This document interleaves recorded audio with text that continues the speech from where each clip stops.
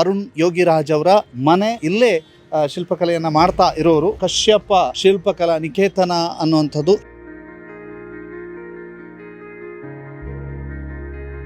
ತಾತನ ನನ್ನ ಕೆಲಸ ಉಳಿಸ್ಬೇಕು ಅಂತ ಅಂದ್ಬಿಟ್ಟುಗೋಸ್ಕರವಾಗಿ ಅವನು ಈ ಕೆಲಸ ಕಲ್ತ್ಕೊಂಡು ಮುಂದುವರೆದ.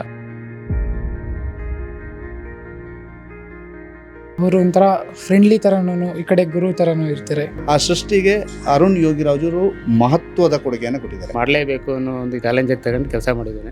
ಭಾಳ ಎಲ್ಲ ಒಗ್ಗಟ್ಟಾಗಿ ಒಂದು ಅವ್ರ ಮಾತು ಕೇಳ್ಕೊಂಡು ನಮ್ಮ ಮಾತು ಅವ್ರು ಕೇಳ್ತಿದ್ದು, ಅವ್ರ ಮಾತು ನಾವು ಕೇಳ್ತಿದ್ವಿ. ಕರ್ನಾಟಕದ ಸಾಂಸ್ಕೃತಿಕ ರಾಜಧಾನಿ ಮೈಸೂರಿನಲ್ಲಿದ್ದೇವೆ. ಮೈಸೂರಿನ ಚಾಮರಾಜ ರಸ್ತೆಯಲ್ಲಿರೋದು. ಚಾಮರಾಜ ರಸ್ತೆಯ ಪಕ್ಕದಲ್ಲೇ ನೀವು ನೋಡ್ತಾ ಇದ್ದೀರಿ ಬಹಳ ವಿಶೇಷವಾದಂತಹ ಆಕರ್ಷಕ ಶಿಲ್ಪಕಲಾ ಕೇಂದ್ರ ಕಶ್ಯಪ ಶಿಲ್ಪಕಲಾ ನಿಕೇತನ ಅನ್ನುವಂಥದ್ದು. ಇಲ್ಲಿ ನಾವು ಒಳ ಹೋದಾಗ ಇದು ಅರುಣ್ ಯೋಗಿರಾಜ್ ಅವರ ಮನೆ ಮತ್ತು ಅವರು ಇಲ್ಲೇ ಶಿಲ್ಪಕಲೆಯನ್ನು ಮಾಡ್ತಾ ಇರೋರು. ಇಲ್ಲಿ ನಾವೀಗ ಹೊರಗೆ ಹೋಗ್ತಾ ಇದ್ದೀವಿ. ಅವರು ಕೆತ್ತನೆ ಮಾಡಿರುವಂತಹ ಕೆಲವೊಂದು ವಿಗ್ರಹಗಳನ್ನು ಕೂಡ ನಾವು ನಿಮಗೆ ತೋರಿಸ್ತೀವಿ. ಇಲ್ಲಿ ಒಳಭಾಗಕ್ಕೆ ಹೋದಾಗ ಅವರ ಕೆತ್ತನೆಯ ಕೆಲವು ವಿಗ್ರಹಗಳನ್ನು ಕೂಡ ನಾವು ನಿಮಗೆ ತೋರಿಸ್ತಾ ಹೋಗ್ತೀವಿ. ಇಲ್ಲಿ ಅರುಣ್ ಅವರು ಕೆತ್ತನೆ ಮಾಡ್ತಾ ಇರುವಂತಹ ಕೆಲವೊಂದು ವಿಗ್ರಹಗಳಿವೆ. ಅವುಗಳನ್ನೆಲ್ಲವೂ ಕೂಡ ತೋರಿಸ್ತೀವಿ. ಇದರ ಪರಿಚಯವನ್ನು ಇಲ್ಲಿ ಏನೆಲ್ಲ ಕೆತ್ತನೆಗಳಿದ್ದಾವೆ ಅನ್ನುವಂಥ ಪರಿಚಯವನ್ನು ಅವರ ಮಾವ ಮಾಡ್ತಾರೆ. ಇವರದ್ದೊಂದು ವಿಶೇಷತೆ ಏನಿದೆ ಅಂತಂದರೆ, ಇವರು ಅಯೋಧ್ಯೆಯಲ್ಲಿ ಅವ್ರ ಜೊತೆಗೆ ಕೆಲಸ ಮಾಡ್ತಾ ಇದ್ದರು. ಅಯೋಧ್ಯೆಯಲ್ಲಿ ಅರುಣ್ ಜೊತೆಗೆ ಕೆಲಸ ಮಾಡ್ತಾ ಇದ್ದಂಥವ್ರು ಮಾವ. ಆ ಬಗ್ಗೆ ಮಾತಾಡ್ತೀನಿ. ಅದಕ್ಕಿಂತ ಮೊದಲು ಈ ಅರುಣ್ ಅವರ ಇಲ್ಲಿಯ ಕೆತ್ತನೆಯ ಬಗ್ಗೆ ಮೊದಲಿಗೆ ತೋರಿಸುವ. ಏನೆಲ್ಲ ಇದೆ ಸರ್ ಅದು? ಸರ್ ಇದು ಗಣಪತಿ ಮತ್ತು ನಾಗಕನ್ನಿಕೆ, ಗಣಪತಿ. ಏನು ವಿಶೇಷತೆ ಇದರಲ್ಲಿ ಏನು ವಿಶೇಷತೆ ಅಂತಂದರೆ ಬಲಮುರಿ ಗಣಪತಿ. ಇದು ಯಾವಾಗ ಬೇಕಾದರೂ ಪೂಜೆ ಮಾಡ್ಬೋದು ಇದನ್ನು. ಹಾಗೆ ಇದು ಇದಾಗುತ್ತೆ, ಸಿದ್ಧಿ ಆಗುತ್ತೆ. ಓಕೆ. ಅದು ನಾರಾಯಣ ದೇವಸ್ಥಾನಕ್ಕೆ ದ್ವಾರಪಾಲಕರದು ನೋಡೋದು. ಓಕೆ. ಅದು ನಾಗಕನ್ನಿಕೆ. ಅದು ಹರಳಿಕಟ್ಟೆ ಅಂತ ಇರ್ತದಲ್ಲ, ಅಲ್ಲಿ ಸ್ಥಾಪನೆ ಮಾಡಿ ಅದನ್ನು ದೋಷ ಪರಿಹಾರ ಮಾಡೋದಕ್ಕೆ ಮಾಡ್ತಾರೆ. ಓಕೆ. ಅದೆಲ್ಲ ಅದು ಆಂಜನೇಯ ನೋಡಿ, ಅಲ್ಲಿ ಆಂಜನೇಯನ ಕೆತ್ತನೆ ಇದೆ ಬಹಳ ವಿಶೇಷವಾಗಿ. ಅದಾದಮೇಲೆ ಕಾವೇರಿ, ಮತ್ತು ನಂದಿ, ಆಮೇಲೆ ಮೂಲೆ ನಂದಿ, ಆಮೇಲೆ ಅದರಿಂದ ಇದು ಶನೇಶ್ವರ, ಭದ್ರಕಾಳಿ, ರಾಜರಾಜೇಶ್ವರಿ, ಮತ್ತು ವೀರಭದ್ರ, ಆಂಜನೇಯ, ನವಗ್ರಹಗಳು. ಅರುಣ್ ಜೊತೆಗೆ ಕೆಲಸ ಮಾಡುವಂಥವರು 3 ಜನ ಇದ್ದಾರೆ. ಇನ್ನೂ ಕೂಡ ಇನ್ನೊಂದಷ್ಟು ಜನ ಇದ್ದಾರೆ. ಆದರೆ ಈಗ ನಾವು ಬಂದಂಥ ಸಂದರ್ಭದಲ್ಲಿ ಇಲ್ಲಿ 3 ಜನ ಇದ್ದಾರೆ. ಅದರಲ್ಲಿ ಒಬ್ಬರು ಅವರ ಮಾವನು ಹೌದು. ಸರ್, ತಮ್ಮ ಹೆಸರು? ನಾಗರಾಜು ಅಂತ. ನಾಗರಾಜ್ ಅವರು. ಇವರದ್ದು ಒಂದು ವಿಶೇಷತೆ ಏನು ಅಂತಂದರೆ, ಅರುಣ್ ಅವರ ಜೊತೆಗೆ ಅಯೋಧ್ಯೆಯಲ್ಲಿ 5 ತಿಂಗಳಕ್ಕಿಂತ ಹೆಚ್ಚು ಕೆಲಸ ಮಾಡಿದವರು ನಾಗರಾಜ್ ಅವರೇ. ಅಯೋಧ್ಯೆಯ ರಾಮನ ಮೂರ್ತಿಯ ಕೆತ್ತನೆ ನೀವು ಕೂಡ ಅರುಣ್ ಅವರ ಜೊತೆ ಭಾಗಿಯಾಗಿದ್ದೀರಿ. ಎಷ್ಟು ಜನರ ತಂಡ ಭಾಗಿಯಾಗಿತ್ತು? 3 ಜನ ತಂಡ ಭಾಗಿಯಾಗಿತ್ತು. ಅದರಲ್ಲಿ ಮೈಸೂರಿನ ಅರುಣ ಒಬ್ಬರು, ರಾಜಸ್ಥಾನ ಸತ್ಯನಾರಾಯಣ ಪಾಂಡೆ ಒಬ್ಬರು, ಮತ್ತು ಬೆಂಗಳೂರಿನ GL ಭಟ್ ಅವರೊಬ್ಬರು. 3 ಜನ ಭಾಗಿಯಾಗಿದ್ವಿ. ಈಗ ನೀವು ಅಲ್ಲಿ ಹೋಗಿ ನಿಮ್ಮ ತಂಡದಲ್ಲಿ ಎಷ್ಟು ಜನ ಇದ್ದರು? ನಮ್ಮ ತಂಡದಲ್ಲಿ ಒಂದು 8 ಜನ ಇದ್ವಿ. 8 ಜನನೂ ಕೆಲಸ ಮಾಡಿದ್ವಿ. ಹೇಗಾಯಿತು ಅಯೋಧ್ಯೆಗೆ ನೀವು ಹೋಗಿದ್ದು ಯಾವಾಗ ಮತ್ತು ಏನೆಲ್ಲ ಮಾಡಿದ್ರಿ ಅಲ್ಲಿ? ನಾವು ಅಯೋಧ್ಯೆಗೆ ಹೋಗಿದ್ದು ಜುಲೈನಲ್ಲಿ ಹೋಗಿ ನಾವು ಈಗ ನವಂಬರ್ ತಿಂಗಳಲ್ಲಿ ಬಂದ್ವಿ. ಹಾಗಾಗಿ ಎಲ್ಲ ಕೆಲಸ ಬೆಳಗ್ಗೆ ಹೋಗಿ ಸಾಯಂಕಾಲ ಒಂದೂವರೆ ತನಕ ಕೆಲಸ ಮಾಡ್ತಿದ್ವಿ. ಪುನಃ ಊಟ ಮಾಡಿ ಪುನಃ 3 ಗಂಟೆ ಶುರು ಮಾಡಿದ್ರೆ ರಾತ್ರಿ 8 ಗಂಟೆವರೆಗೂ ಕೆಲಸ ಮಾಡ್ತಿದ್ವಿ. ಭಾಳ ಕ್ರಿಟಿಕಲ್ ಕೆಲಸ. ಹಾಗಾಗಿ ಎಲ್ಲ ಫಿನಿಶ್ ಮಾಡಿದ್ವಿ. ಓಕೆ. ಇವತ್ತು ಆ ರಾಮನ ಮೂರ್ತಿ ಆಯ್ಕೆಯಾಗಿದೆ ಅಂತ ಮೊದಲು ಗೊತ್ತಾದಾಗ ಏನು ಅನಿಸ್ತು ನಿಮಗೆ? ನಮಗೆ ಭಾಳ ಖುಷಿ ಆಯಿತು, ಭಾಳ ಸಂತೋಷ ಆಯಿತು. ಇಡೀ ಜಗತ್ತೇ, ಇಡೀ ರಾಷ್ಟ್ರನೇ ನೋಡ್ಬೇಕಾದ್ರೆ ಭಾಳ ತುಂಬ ಸಂತೋಷ ಆಯಿತು ನಮಗೆ. ಅರುಣ್ ಯೋಗಿರಾಜ್ ಅವ್ರ ಬಗ್ಗೆ ಹೇಳಿ. ಅರುಣ್ ಯೋಗಿರಾಜ್ ಬಗ್ಗೆ ಅವನು ಬೆಳಗಿಂದ ಚಿಕ್ಕ ವಯಸ್ಸಿನಲ್ಲಿ ಅವನು ಕಾನ್ವೆಂಟ್ಗೆ ಹೋಗ್ತಿದ್ದ. ಹೋಗಿ ಬಂದು ಕೂತ್ಕೊಂಡು ಬರೆಯೋದು ಮಾಡೋದು ಡ್ರಾಯಿಂಗ್ ಎಲ್ಲ ಮಾಡ್ತಿದ್ದ. ಆನಂತರ ಅವನು ಡಿಗ್ರಿ ಮಾಡಿ ಎಲ್ಲ ಇದು ಮಾಡಿ ಕೊನೆಗೆ MBA ಮಾಡ್ದ. MBA ಮಾಡಿ ನಮ್ಮ ತಾತನ ಕೆಲಸನೇ ಮಾಡಬೇಕು ಅಂತ ಅವ್ರ ತಾಯಿಯವರೆಲ್ಲ ನಾವೆಲ್ಲ ಅಲ್ಲೇ ಇದಕ್ಕೆ ಹೋಗ್ಬೇಕು, ಅವನು ಒಳ್ಳೆ ಕೆಲಸಕ್ಕೆ ಹೋಗ್ಬೇಕು ಅಂತ ಮಾಡಿ ಹೇಳ್ತಿದ್ರು. ಆದರೂ ಅವನು ಅವ್ರ ತಾತನ ನನ್ನ ಕೆಲಸ ಉಳಿಸ್ಬೇಕು ಅಂತ ಅಂದ್ಬಿಟ್ಟುಗೋಸ್ಕರವಾಗಿ ಅವನು ಈ ಕೆಲಸ ಕಲ್ತ್ಕೊಂಡು ಮುಂದುವರೆದ ಈ ಕೆಲಸನೇ ಇದಾಗಿ. ಅರುಣ್, ಕೆಲಸಕ್ಕೆ ಕೂತ್ರೆ ಹೇಗೆ? ಕೆಲಸಕ್ಕೆ ಕೂತ್ರೆ ಭಾಳ ನಿಷ್ಠೆಯಿಂದ ಒಳ್ಳೆ ಕಾನ್ಸ್ಟಿಟ್ಯೂಷನಿಂದ ಕೆಲಸ ಮಾಡ್ತಾನೆ. ಅವ್ರಿಗೆ ಎಲ್ಲ ಹುಡುಗರೆಲ್ಲ ಕಟ್ಕೊಂಡು ಹೀಗೆ ಮಾಡಬೇಕು ಹೀಗೆ ಬರಬೇಕು ಅಂತ ಒಂದು ಕ್ಲಾಸ್ ತಗೊಳ್ತಾನೆ. ಆವಾಗ ಅದು ಎಲ್ಲ ಅವ್ನು ಹೇಳ್ತಕ್ಕಂತೆ ಮಾಡ್ತೀವಿ. ರಾಮನ ಮೂರ್ತಿಯ ಕೆತ್ತನೆ ಆಗುವಂಥ ಸಂದರ್ಭದಲ್ಲಿ ಅರುಣ್ ಏನೇನು ಹೇಳ್ತಾ ಇದ್ರು? ಕೆತ್ತು ಮಾರ್ಗದಲ್ಲಿ ಅವರು ಈ ಥರ ಮಾಡಬೇಕು ಹೀಗೆ ಮಾಡಬೇಕು ಇದೇ ರೀತಿ ಮಾಡಬೇಕು ಅಂತ ಹೇಳ್ತಾಯಿದ್ರು. ನಾವು ಹೌದು ಅದೇ ರೀತಿ ಮಾಡೋಣ, ಚೆನ್ನಾಗಿ ಮಾಡೋದ ಅಂತ ಅಂದ್ಬಿಟ್ಟು ಒಂದು ಸುಮಾರು ಜಾಸ್ತಿ ಇದಾದ್ರೂ ಜಾಸ್ತಿ ಅರ್ಜೆಂಟ್ ಮಾಡ್ತಿರಲಿಲ್ಲ. ಭಾಳ ಒಂದೊಂದು ಕೆಲಸನೂ ಭಾಳ ಇದಾಗಿ ಮಾಡಿದ್ದೀವಿ. ಹಾಗಾಗಿ ಭಾಳ ಎಲ್ಲ ಒಗ್ಗಟ್ಟಾಗಿ ಒಂದು ಅವ್ರ ಮಾತು ಕೇಳ್ಕೊಂಡು ನಮ್ಮ ಮಾತು ಅವ್ರು ಕೇಳ್ತಿದ್ದು, ಅವ್ರ ಮಾತು ನಾವು ಕೇಳ್ತಿದ್ವಿ. ಹಾಗಾಗಿ ಎಲ್ಲ ಒಂದು ಇದಾಗಿ ಮಾಡ್ತಿದ್ವಿ. ಬಾಲರಾಮನ ಮೂರ್ತಿ ಎಲ್ಲೂ ಕೂಡ ನಿದರ್ಶನವಾಗಿ ಎಲ್ಲೂ ಸಿಗೋದಿಲ್ಲ ನೋಡಲಿಕ್ಕೆ ಅಥವಾ ಏನಿಲ್ಲ. ಹೊಸತು ಸೃಷ್ಟಿ ಅದು. ಆ ಸೃಷ್ಟಿಯಲ್ಲಿ ನೀವು ಕೂಡ ಕೈ ಜೋಡಿಸಿದ್ರಿ. ಆ ಸೃಷ್ಟಿಗೆ ಅರುಣ್ ಯೋಗಿರಾಜರು ಮಹತ್ವದ ಕೊಡುಗೆಯನ್ನು ಕೊಟ್ಟಿದ್ದಾರೆ. ಹೇಗಾಗಿದೆ?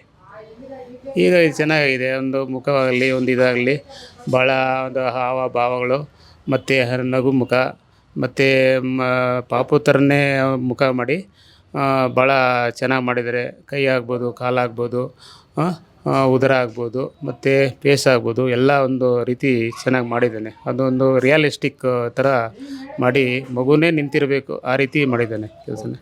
ಅರುಣ್ ಅವರ ಕೆತ್ತನೆಯ ವಿಶೇಷತೆ ಸರ್, ನೀವು ಮಾವನಾಗಿ ಏನು ಹೇಳ್ತೀರಿ? ಅವ್ರದ್ದು ಇದೊಂದು ವಿಶೇಷತೆ, ಇದು ಯಾರಿಗೂ ಆಗೋದಿಲ್ಲ ಅಂತ ಹೇಳೋದು. ಯಾರಿಗೂ ಆಗೋದಿಲ್ಲ ಅಂತಂತಲ್ಲ, ಅವನು ಅದು ಚಾಲೆಂಜಾಗಿ ತಗೊಂಡು ಮಾಡಿರೋ ಕೆಲಸ ಏನು ಹೇಳಿ. ಹಾಗಾಗಿ ಇದು ಮಾಡಲೇಬೇಕು ಅನ್ನೋ ಒಂದು ಇದಕ್ಕೋಸ್ಕರ ಚಾಲೆಂಜಾಗಿ ತಗೊಂಡು ಕೆಲಸ ಮಾಡಿದ್ದಾನೆ. ಚಾಲೆಂಜನ್ನು ಗೆದ್ದಿದ್ದಾರೆ. ಚಾಲೆಂಜ್ ಗೆದ್ದಿದ್ದಾನೆ. ಇಡೀ ಎಲ್ಲ ಮನೆಯೂ ಗೆದ್ದಿದ್ದಾನೆ. ಮತ್ತು ಇಡೀ ಇಂಡಿಯಾನೇ ನೋಡೋ ಥರ ಒಂದು ಮಾಡಿದ್ದಾನೆ, ಕೆಲಸ ಮಾಡಿದ್ದಾನೆ. ಅದು ಹೇಳಕ್ಕೆ ನಾನು ಬಯಸ್ತೀನಿ. ಅಯೋಧ್ಯೆಯಲ್ಲಿ ಕಳೆದ ದಿನಗಳು ಅಯೋಧ್ಯೆಯಲ್ಲಿ ಕಳೆದ ದಿನಗಳು ಒಂದು 6 ತಿಂಗಳು ನಮಗೆಲ್ಲ ಅನುಕೂಲ ಚೆನ್ನಾಗಿತ್ತಲ್ಲಿ.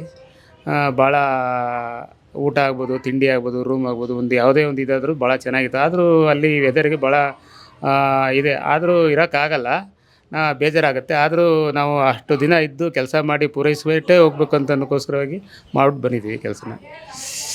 ಅಲ್ಲಿ ಅಷ್ಟು ಕಷ್ಟಪಟ್ಟು ಕೆಲಸ ಮಾಡಿಟ್ಟು ಬಂದ ನಂತರ ನೀವು ಅರುಣ್ ಅವರ ನೇತೃತ್ವದಲ್ಲಿ ಒಟ್ಟು ಸೇರಿಕೊಂಡು ಮಾಡಿದಂತಹ ರಾಮನನ್ನು ಇನ್ನು ಇಡೀ ಭಾರತ ಆರಾಧನೆ ಮಾಡುತ್ತೆ ಅಂತಂದಾಗ ನಿಮಗೇನು ಅನಿಸುತ್ತೆ?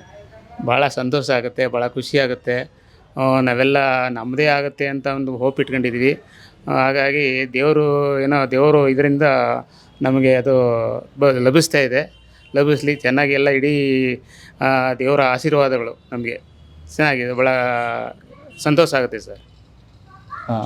ಸರ್, ತಮ್ಮ ಹೆಸರೇನು? ಅಜಯ್ ಕುಮಾರ್. ಇಲ್ಲಿ ನೀವು ಸೇರಿಕೊಂಡು ಎಷ್ಟು ವರ್ಷ ಆಯಿತು? 5 ವರ್ಷ. 5 ವರ್ಷ. ಹೇಗಾಗ್ತಿದೆ ಕೆಲಸ ಅಂದರೆ ಡೇ ಬೈ ಡೇ ಸ್ವಲ್ಪ ಮುಂದೆ ಕಲಿತಾ ಹೋಗಬೇಕು. ಬಟ್ ಅದನ್ನು ಅವ್ರ ಕೈಲಿ ಹೇಳಿಸ್ಕೊಂಡು ಕಲಿತಾ ಇದ್ದೀನಿ. ಗುರು ಹೇಗೆ ನಿಮ್ಮದು? ಅವರು ಒಂಥರ ಫ್ರೆಂಡ್ಲಿ ಥರನೂ, ಈ ಕಡೆ ಗುರು ಥರನೂ ಇರ್ತಾರೆ. ಬಟ್ ಚೆನ್ನಾಗಿ ಹೇಳ್ಕೊಡ್ತಾರೆ. ಏನು ವಿಶೇಷತೆ ಅರುಣ್ ಅವ್ರದ್ದು? ಸರ್, ಅವ್ರದ್ದು ಮೈಂಡ್ ಬೇರೆ ಥರ ಸರ್. ಅವ್ರದ್ದು ಪರ್ಫೆಕ್ಷನ್, ಪ್ರತಿಯೊಂದು ಒಂದೊಂದು ಇಂಚೂ ಒಂದೊಂದು ಪರ್ಫೆಕ್ಷನ್ ಇರುತ್ತೆ. ಅದನ್ನು ತಿಳ್ಕೊಬೇಕು. ಅದೊಂದು ಅಷ್ಟೇ. ನಿಮಗೆ ಎಷ್ಟು ಕಲ್ತೀರಿ ಅರುಣ್ ಅವರಿಂದ? ಸರ್, ಎಷ್ಟು ಕಲ್ತಿದ್ದೀರಿ? ಅದೇ ಸರ್, ಡೇ ಬೈ ಡೇ ಪ್ರತಿಯೊಂದು ಸೂಕ್ಷ್ಮ ಕೆಲಸಗಳನ್ನೆಲ್ಲ ಈ ಥರ ಮಾಡಬೇಕು ಅಂತ ಕೂತ್ಕೊಂಡು ಪಕ್ಕದಲ್ಲಿ ಎಲ್ಲನೂ ಗೈಡ್ ಮಾಡಿ ಹೇಳ್ಕೊಡ್ತಾರೆ. ಇದು ಹಿಂಗೆ ಬರಬೇಕು ಅಂತ ಮಾರ್ಕ್ ಮಾಡ್ತಾರೆ, ಎಲ್ಲ ಹೇಳ್ಕೊಡ್ತಾರೆ ಸರ್. ನಿಮ್ಮ ಹೆಸರು? ಅಜಯ್ ಕುಮಾರ್. ಸರ್, ನೀವು ಎಷ್ಟು ವರ್ಷದಿಂದ ಮಾಡ್ತಿದ್ದೀರಿ? ಸರ್, ಅರುಣ್ ಅವ್ರ ಫಾದರಿಂದ ನಾವು 12 ವರ್ಷ ಆಯಿತು. ಅರುಣ್ ಅವ್ರ ಫಾದರ್ ಇದ್ದಾರಲ್ಲ, ಅವ್ರ ತವಳಿಂದ ನಾವು ಒಂದು ಕಡೆಯಿಂದ ರಿಲೇಟಿವ್. ಸರಿ, ಬಂದು ಇಲ್ಲೇ ವರ್ಕ್ ಮಾಡ್ತಾಯಿದ್ವಿ ಸಣ್ಣದ್ರಿಂದ, 12 ವಯಸ್ಸಿಂದ. ಅರುಣ್, ಪುಟ್ಟ ಬಾಲಕನಿಂದ ನೋಡ್ತಾ ಇದ್ದೀರಿ. ಹೇಗೆ ಇವತ್ತು ರಾಷ್ಟ್ರ ಮೆಚ್ಚುವಂತಹ ಒಬ್ಬ ಕಲಾವಿದ? ಸರ್, ಅದು MBA ಓದ್ತಿದ್ದಂಗೆ ಆಮೇಲೆ ಇದಕ್ಕೆ ಒಂದು ಸ್ವಲ್ಪ ಟ್ಯಾಲೆಂಟ್, ಡ್ರಾಯಿಂಗು ಎಲ್ಲ ಬರ್ತಿತ್ತು. ಸರಿ ಆಯಿತು ಅಪ್ಪಾಜಿ, ನಾನು ಮಾಡ್ತೀನಿ ಅಂದ್ಬಿಟ್ಟು ಅವ್ರ ತಂದೆ ಜೊತೆ ಸೇರ್ಕೊಂಡು ನಾನು ಕಲ್ತಿರೋದು. ಜೊತೆಯಲ್ಲಿ ನಾವು ಪ್ರೋತ್ಸಾಹ ಕೊಟ್ಟು ಮಾಡ್ತಿದ್ವಿ. ಆಮೇಲೆ ಇದಕ್ಕೆ ಅಯೋಧ್ಯೆಗೆ ಹೋಗ್ಬೇಕು, ರೆಡಿ ಆಗಪ್ಪ ಅಂತ ಹೇಳಿದ್ರು. ಸರಿ ಆಯ್ತಪ್ಪ, ಹೊರಡೋಣ ಅಂದ್ಬಿಟ್ಟು ಹೋಗಿ ನಾವು ಮಾಡಿದ್ವಿ. ನೀವು ಇದ್ರಿ? ನಾವು ಜೊತೆಲಿದ್ವಿ. ಎಷ್ಟು ತಿಂಗಳು? ಸುಮಾರು ಒಂದು 4 ತಿಂಗಳಿದ್ದು. ಹೇಗಾಯಿತು ಅಲ್ಲಿ? ಸರ್, ಅಲ್ಲಿ ಕೆಲಸ ಇರಲಿಲ್ಲ. ಅವರು ಕೆಲವೆಲ್ಲ ಡ್ರಾಯಿಂಗ್ ಹಾಕ್ಕೊಡೋದು ಎಲ್ಲ ಹೇಳಿದ್ದನ್ನು ನಾವು ಮಾಡ್ತಿದ್ವಿ. ಸ್ಟೆಪ್ ಬೈ ಸ್ಟೆಪ್ಪು ಎಲ್ಲ ರಫು ನೈಸು ಮತ್ತು ಆರ್ನಮೆಂಟ್ ಎಲ್ಲ ಮಾಡ್ತಿದ್ವಿ. Design work, ornaments. ಓಕೆ, ಈಗ ಅಯೋಧ್ಯೆಗೆ ಹೋಗಬೇಕು ಅಂತಂದಾಗ ನಿಮಗೇನು ಅನ್ನಿಸ್ತು? ಅದೇನೇ ಅಲ್ಲಿ ನಮಗೆ ಸ್ಪೆಸಿಲಿಟಿ ಹೆಂಗಪ್ಪ ಏನು ಅಂತ ಕೇಳಿದೆ. ಆಯಿತು, ಅವೆಲ್ಲ ವ್ಯವಸ್ಥೆ ಇದೆ, ನಿಮಗೇನು ಬೇಕಾದ್ರೆ ಅಲ್ಲಿ ಮಾಡಿಕೊಡ್ತಾರೆ ಅಂತ ಹೇಳಿದ್ರು. ಆಮೇಲೆ ಅಲ್ಲಿ ಹೋದರೆ ಸ್ವಲ್ಪ ಅಲ್ಲೆಲ್ಲ ಆಲೂಗೆಡ್ಡೆ ಚಪಾತಿನೇ ಜಾಸ್ತಿ, ಅದರಿಂದ ಸ್ವಲ್ಪ ನಾವು ಅಡ್ಜಸ್ಟ್ ಮಾಡ್ಕೋಬೇಕು. ಆ ಸ್ವಾಮಿ ಕೆಲಸ ಮಾಡಬೇಕಲ್ಲ ರಾಮಂದು, ಅಂದರೆ ನಮಗೂ ಒಂದು ಸ್ವಲ್ಪ ಖುಷಿಯಾಗಿ ಮಾಡಿದ್ವಿ. ರಾಮನ ಕೆಲಸ ಮಾಡಿದಿರಿ, ಅರುಣ್ ಅವರಿಂದಾಗಿ ನಿಮಗೆ ರಾಮನ ಕೆಲಸ ಸಿಕ್ಕಿದೆ. ಮತ್ತು ಅರುಣ್ ಅಲ್ಲಿ ಕೆಲಸ ಮಾಡುವಾಗ ಎಷ್ಟು ತಲ್ಲೀನತೆ ಇರ್ತಿತ್ತು ಅವ್ರ ಹತ್ರ? ಅದೇ ಸರ್, ಬೆಳಗ್ಗೆ ರಾತ್ರಿ ಎಲ್ಲ ನಿದ್ದೆಗೆಟ್ಟು ಅದ್ರ ಬಗ್ಗೆ ಎಲ್ಲ ರೆಫೇರ್ ಮಾಡಿ ಬೆಳಗ್ಗೆ ಎದ್ದು ಯಾರ್ಯಾರು ಏನೇನು ಕೆಲಸ ಕೊಡ್ಬೇಕು ಅದು ಆ ಥರ ಎಲ್ಲ ರೆಡಿ ಮಾಡಿ ಕೊಡೋರು. ನಾವು ಬೆಳಗ್ಗೆ 8:30 ಸ್ಟಾರ್ಟ್ ಮಾಡಿದ್ರೆ ಮಧ್ಯಾಹ್ನ 2 ಗಂಟೆ ಬಿಡೋವು. ತಿರ್ಗಾ 2 ಗಂಟೆಯಿಂದ 3:30 ಸಂಜೆ 8:30 ತನಕ ಮಾಡ್ತಿದ್ವಿ. 12 ಅವರ್ ಮಾಡ್ತಿದ್ವಿ. ನೀವು ಆ ಬಾಲರಾಮನ ಮೂರ್ತಿಯನ್ನು ನೋಡಿದ್ದೀರಿ? ನೋಡಿದ್ದೀವಿ. ಅಲ್ಲಿ ಶ್ರೀರಾಮ ಹುಟ್ಟಿ ಬೆಳೆದಿರೋ ಜಾಗ, ಅದರಿಂದ ಬಾಲರಾಮ ಅಂದ್ಬಿಟ್ಟು 5 ವರ್ಷದ್ದು ಹುಡುಗ ಬಾಲಕ, ಅದೇ ಥರ ಬರಬೇಕು ಒಂದು ಆಫರ್ ಅವರೊಂದು ಡ್ರಾಯಿಂಗ್ ಕೊಟ್ಟಿದ್ರು. ಆ ಡ್ರಾಯಿಂಗ್ ಮುಖಾಂತರನೇ ಫಾಲೋವರ್ಸ್ ಮಾಡಿ ಕೆಲವೆಲ್ಲ ಚೇಂಜಸ್ಸು ಇದೆಲ್ಲ ಇದೆ. ಹೇಗೆ ಬಂದಿದೆ? ಚೆನ್ನಾಗಿ ಬಂದಿದೆ. ಇವತ್ತು ಆ ರಾಮನನ್ನೇ ಆರಾಧನೆ ಮಾಡೋದು ಅಂತಾಗಿದೆ. ಹೌದು, ಎಲ್ಲ ಇಡೀ ಇದಕ್ಕೆ ಖುಷಿ ಆಗುತ್ತೆ, ನಮಗೂ ಖುಷಿಯಾಗಿದೆ ಮಾಡಿದ್ದೀವಿ ಅಂತ.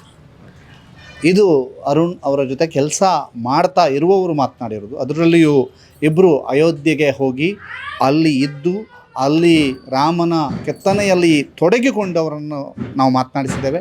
ಅವರಿಬ್ಬರೂ ಕೂಡ ಬಹಳ ವಿಶೇಷವಾಗಿ ಅರುಣ್ ಅವರ ಬಗ್ಗೆ ಮಾತನಾಡಿದ್ದಾರೆ, ಅರುಣ್ ಅವರ ಆಸಕ್ತಿಯ ಬಗ್ಗೆ ಮಾತನಾಡಿದ್ದಾರೆ, ಅರುಣ್ ಅವರ ಒಂದು ಮೈಂಡ್ ಹೇಗೆ ವರ್ಕ್ ಆಗುತ್ತೆ, ಅವರು ಆ ಕಲೆಯನ್ನು ಹೇಗೆ ನೋಡ್ತಾರೆ ಅನ್ನೋದರ ಬಗ್ಗೆಯೂ ಕೂಡ ಮಾತನಾಡಿದ್ದಾರೆ. ಅರುಣ್ ಅವರ ಸಂಗಡಿಗರು ಮತ್ತು ಅವರ ಕೆತ್ತನೆಯ ಕೆಲಸವನ್ನು ಕೂಡ ನೀವು ನೋಡಿದ್ದೀರಿ. ಇದು ಮೈಸೂರಿನಿಂದ ವರದಿಯನ್ನು ನಾವು ಮಾಡ್ತಾ ಇದ್ದೇವೆ. ಪಂಚೇಶ್ ಚಾರ್ಮಾಡಿ ಜೊತೆಗೆ ದಾಮೋದರ ದೊಂಡೋಲೆ, ಸುದ್ದಿ news, Mysuru.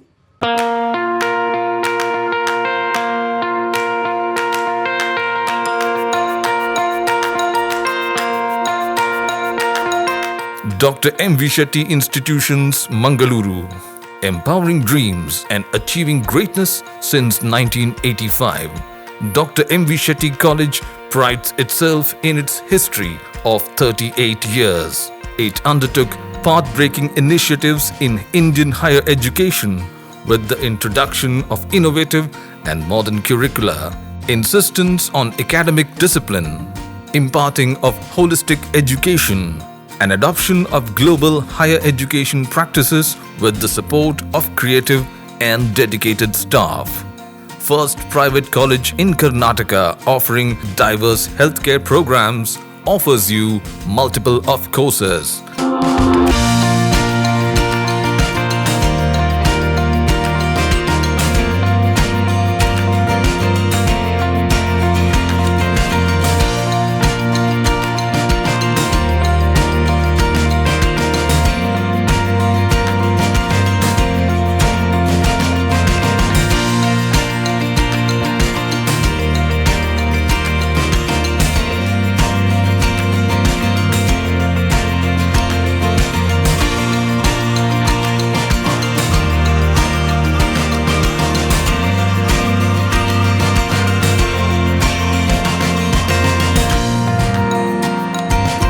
Dr. M.V. Shetty Institutions is a nurturing ground for an individual's holistic development to make effective contribution to the society in a dynamic environment. Dr. M.V. Shetty Institutions, Kavu Road, Vidyanagar, Mangaluru, Karnataka, 575013. Contact 0824 248 1048, 0824 248 1096. Website www.mvshettycolleges.edu.in.